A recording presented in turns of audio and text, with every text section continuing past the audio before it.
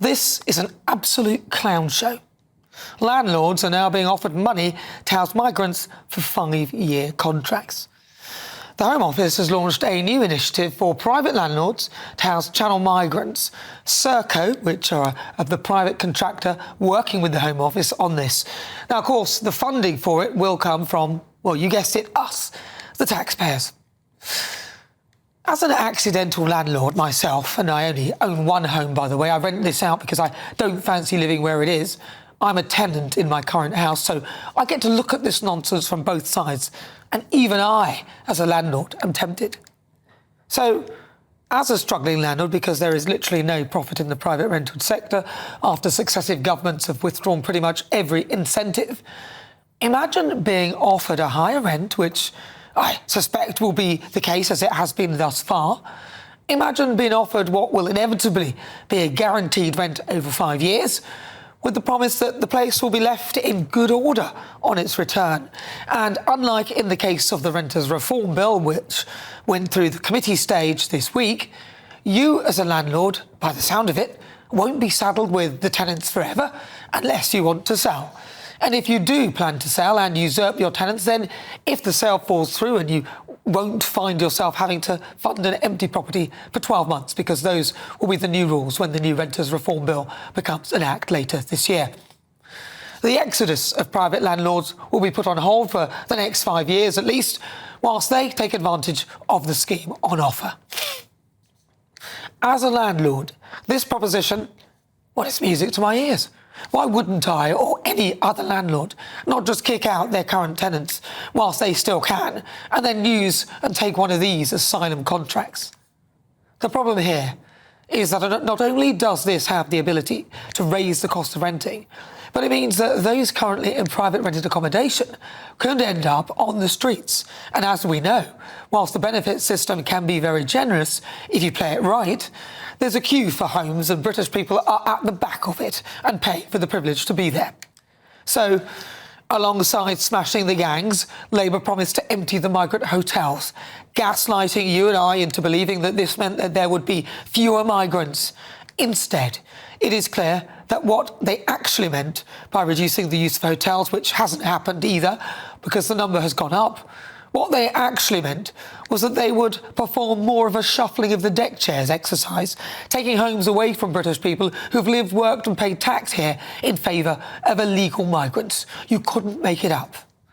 Landlords will apparently be invited to an event in a 4-star hotel next month, and they've even launched a website with the heading, "Calling All Landlords." The government would argue that it is 10 times cheaper housing migrants privately, but that's just looking at the straightforward cost, not the cost to the British people or our way of life. Frankly, we've all had enough. The only answer is to stop the boats. Everything else is window dressing.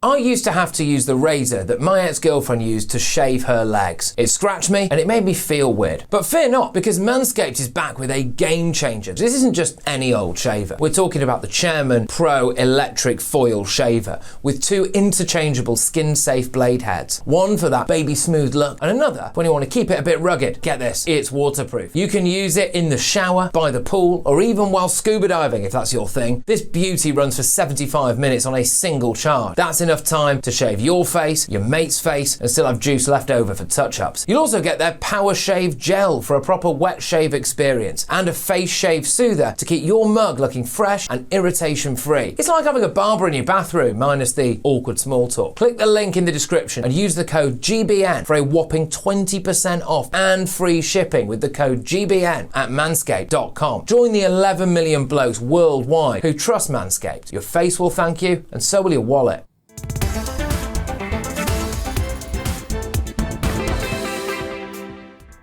So before we get stuck into the debate, here's what else is coming up today. The Home Office has launched a drive for landlords to house asylum seekers following a surge in channel migrant crossings, offering 5-year guaranteed rent. I've got a poll up right now on gbnews.com asking, should asylum seekers be housed in private rented accommodation? Please cast your vote. Then for the Great British Debate this hour, I'm asking, should Ed Miliband stand his ground on net zero? The Energy Secretary has urged opponents of the policy to bring on the fight after the government's claim climate push faced criticism from the US. Then in the second Great British Debate, I'm asking, should the BBC licence fee be scrapped after Culture Secretary Lisa Nandy said it was unenforceable? All of that on the way. As ever, send me your thoughts, post your comments, gbnews.com/your say.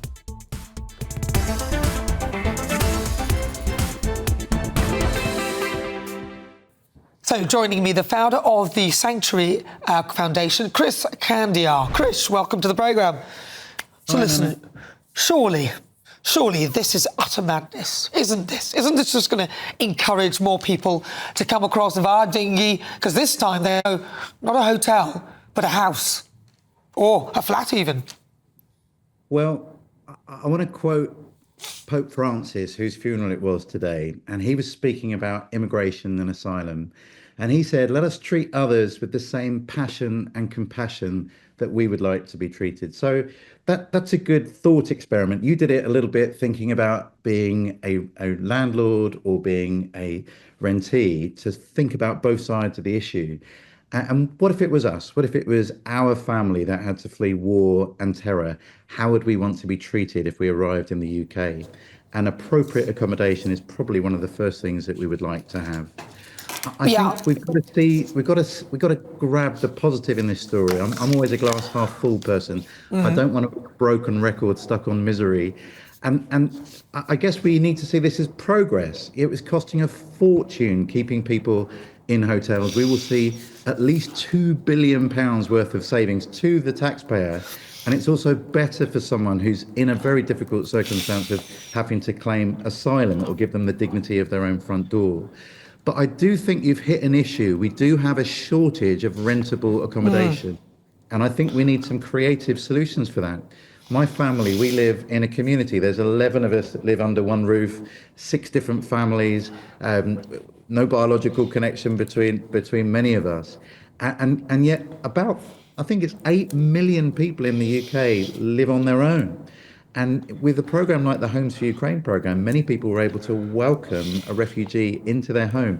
And there are so many benefits to both us as hosts. It's actually bad for our mental health. We have worse health outcomes if we live on our own. So maybe we need to get creative and start being hospitable, that I know the great British public are we are very hospitable, and we did that for the people from Ukraine. We have used lots of different mechanisms to house people who are genuinely fleeing war. The problem I'm having with this is, whilst the cost might be apparently $2 billion less, what is the cost of taking out a British family or a family who are living in rented accommodation? What is the cost to them to have to find somewhere else? Because the landlord, rightly, would take advantage of a scheme that would potentially bring them more money, and also they won't be shackled by the Renters Reform Bill.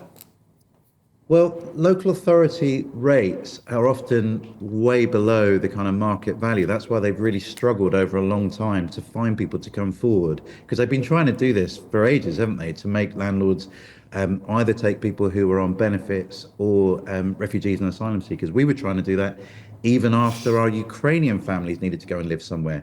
And the number of landlords that wouldn't take anybody who was on benefits, it was ridiculous. Well, it's not ridiculous. Have you ever been a landlord? Have you ever been a landlord? You have been a landlord. So yeah. What's ridiculous about a landlord being able to determine who they have in their property? And if their criteria is they want somebody who's employed and they don't want somebody who's going to be on benefits, they should be allowed to choose that. That's not unkind. That's not unfair. The local authority should really be housing people on benefits anyway, or have some facility to do that. But that should come before people who've come here illegally via dinghy. I think we're agreed that there needs to be more housing and there needs to be a fairer system when it comes to landlords. I think we can see this as an incremental positive step, better than hotels, cheaper than hotels, better outcomes for people that have experienced trauma. So I say positive steps forward, but there's still a long way to go. And the key thing I think we have both agreed on is there needs to be more housing in our country for everybody. Well, exactly, and we know this, which is why it's completely illogical to be putting these asylum seekers ahead of the queue of the British people, because that's exactly what this is. And not only that, but encouraging landlords to put these people ahead of the queue as well, because I can guarantee you, Krish, that these contracts will be worth more than the normal rent, and also the guarantee that the property will be left in really good order afterwards, even if it's trashed by the migrants at that time. So this is a really good deal for landlords. I mean, you used the phrase "the head of the queue." It is ahead of the queue. It is.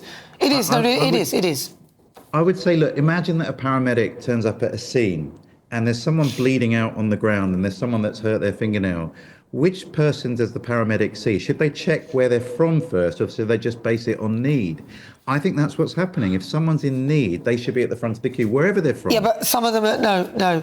I think that's a bit of a wrong analogy, because let's say that the person who's bleeding out is using fake blood. They're pretending to be bleeding out to fool the paramedic into treating them first, which is how I'm equating this to people who are economic migrants coming here, making it look like they just, this stand has happened to me, I'm persecuted because I'm gay and I can't go back, or things that you can't really check, or repeated asylum claims, and which we pay for again, and so they're an actor really, and then they get the house before somebody who's genuinely in need, whether it's a broken finger or hurt, whatever. This person is usually fine. That's an interesting point as well, and that's another conversation. How fair is our system? Are people being assessed correctly? Are we able to separate out those that are chances and those that are genuinely in need? I think that's an important thing we need to work out. But we shouldn't put everybody, tar everybody with the same brush, because, I don't see why not.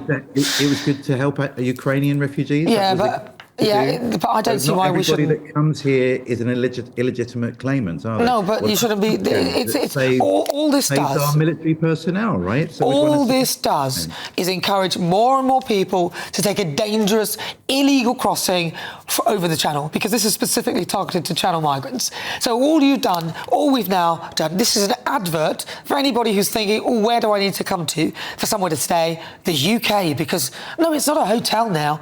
It's your own front door. And you even said giving people the dignity to have their own front door. But I think it's naive, Chris, to be honest with you. I think you're very naive on this. I don't mean to be disrespectful, because I think you're a wonderful person. But this is naivety to an extreme. These people, most of them, are economic migrants.